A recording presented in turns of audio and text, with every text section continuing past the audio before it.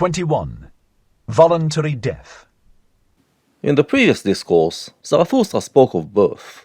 He follows it with a discourse on death. Many die too late, and some die too early.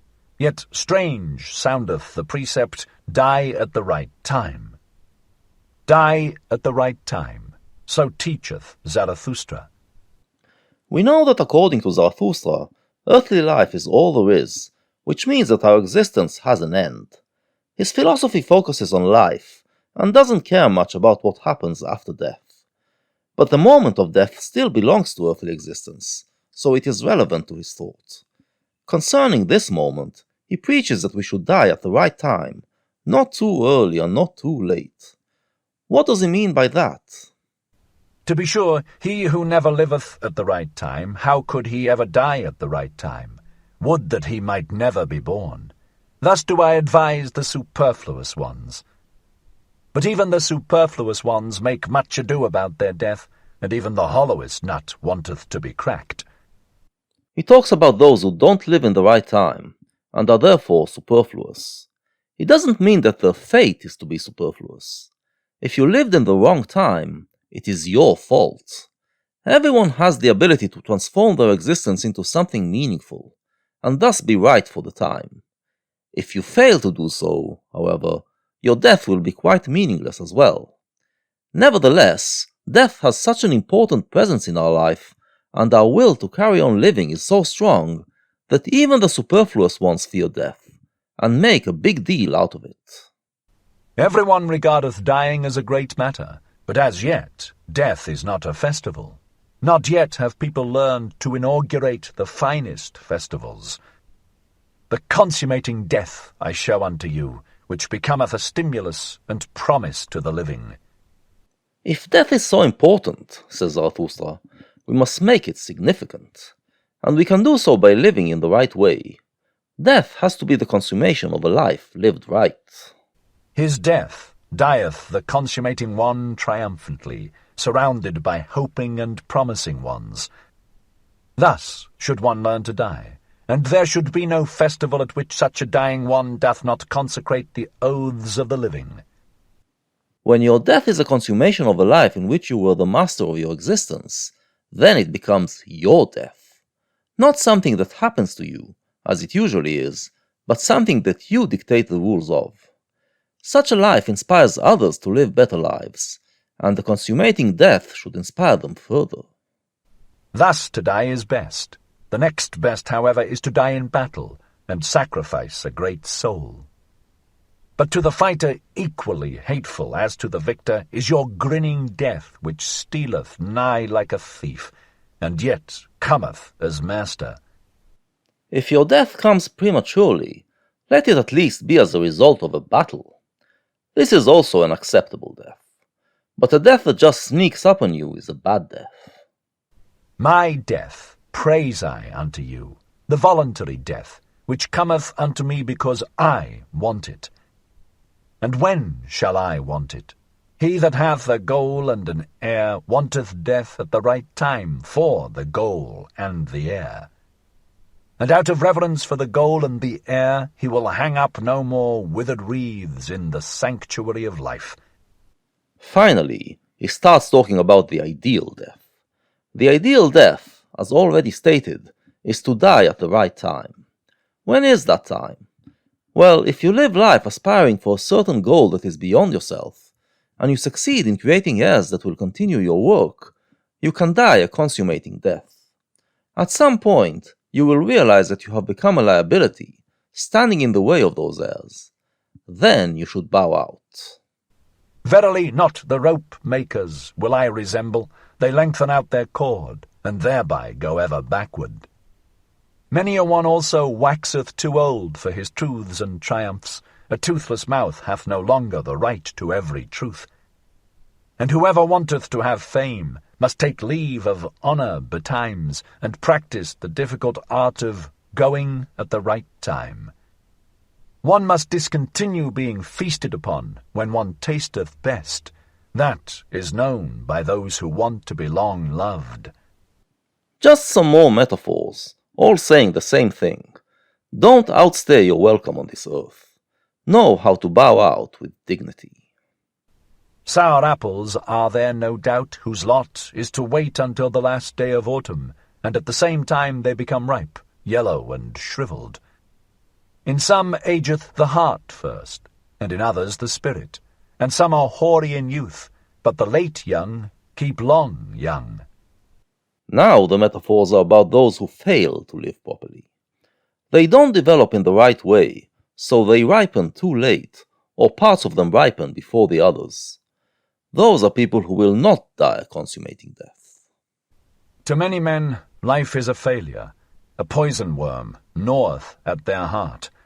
Then let them see to it that their dying is all the more a success.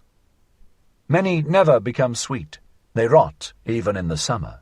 It is cowardice that holdeth them fast to their branches.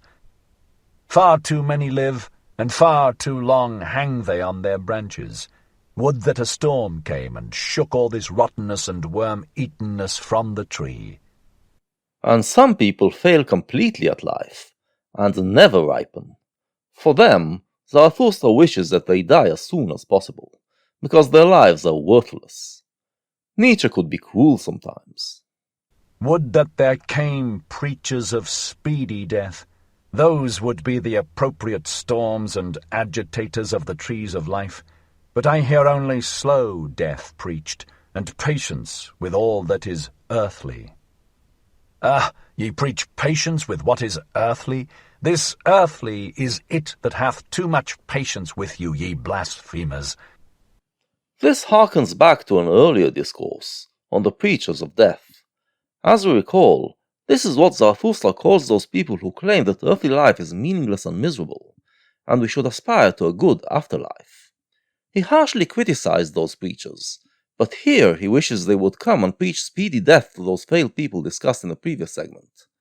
However, all preachers of death tell you that you should not try to die quickly, but rather prolong your miserable life as much as possible.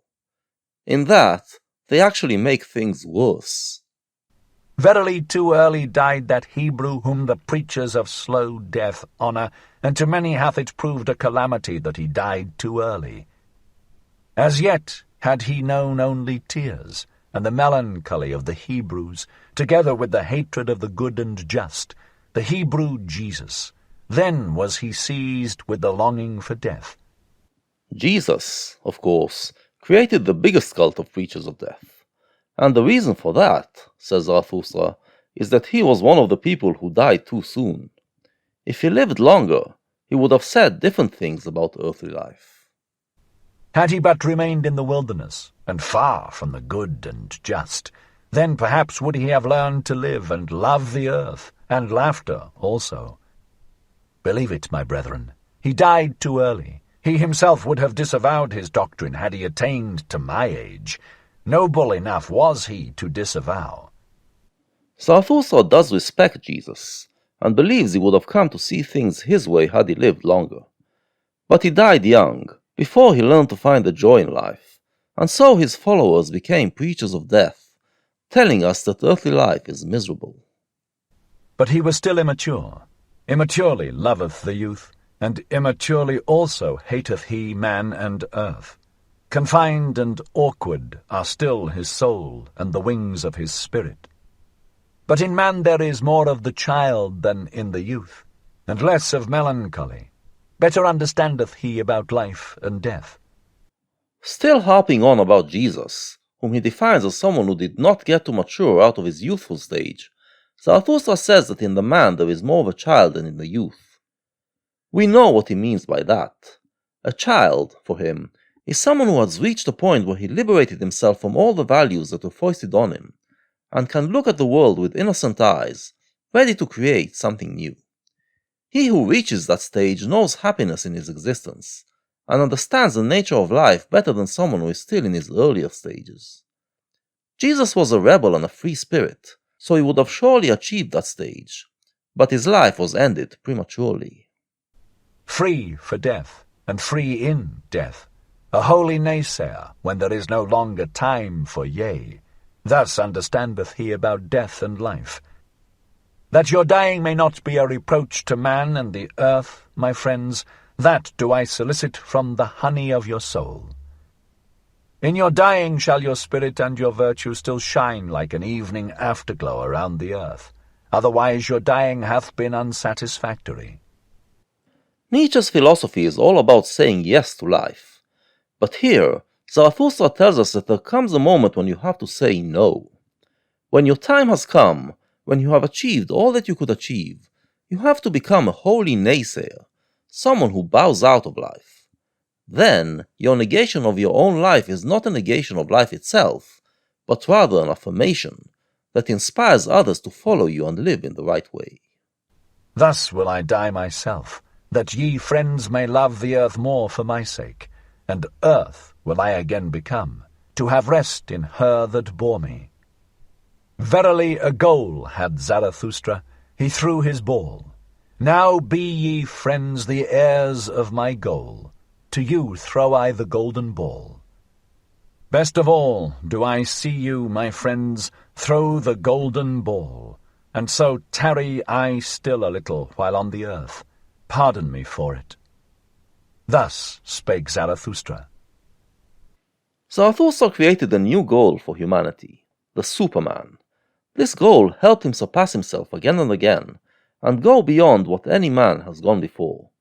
But there will come a time when he will exhaust his potential, and will no longer be able to surpass himself.